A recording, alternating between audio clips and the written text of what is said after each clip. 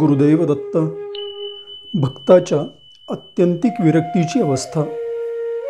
श्री नरसिंह सरस्वती दत्तप्रभूंचा भक्त एकच तीव्र इच्छा बाळगून असतो.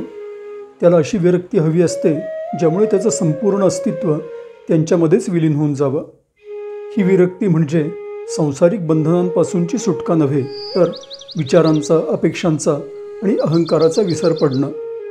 त्याला अशी अवस्था हवी असते जिथे त्याचे प्रत्येक श्वास, प्रत्येक हालचाल श्री प्रभूंच्या नामस्मरणाचीच असावी.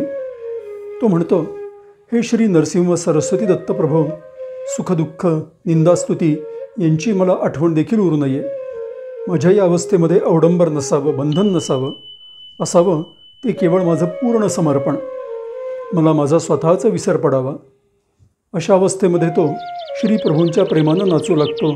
त्याच्या डोळ्यामध्ये अश्रू येतात, पण ते दुःखाचे नसतात. ते परमसुखाच्या अनुभवाचे, भक्तीच्या उन्मादाचे असतात. श्री नरसिंह सरस्वती दत्तप्रभूंच्या स्मरणानं त्याचं मन पिसासारखं हलकं होतं. तो ब्रह्मानंदामध्ये नाचायला लागतो.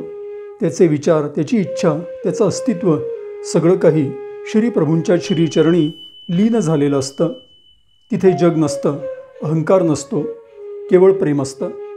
आणि श्री नरसिंह सरस्वती दत्तप्रभूंवरच्या त्या प्रेमामध्ये विचाररहित, मुक्त, अनंत आनंदामध्ये भक्त नाचत राहतो, हसत राहतो. गुरुदैव दत्त.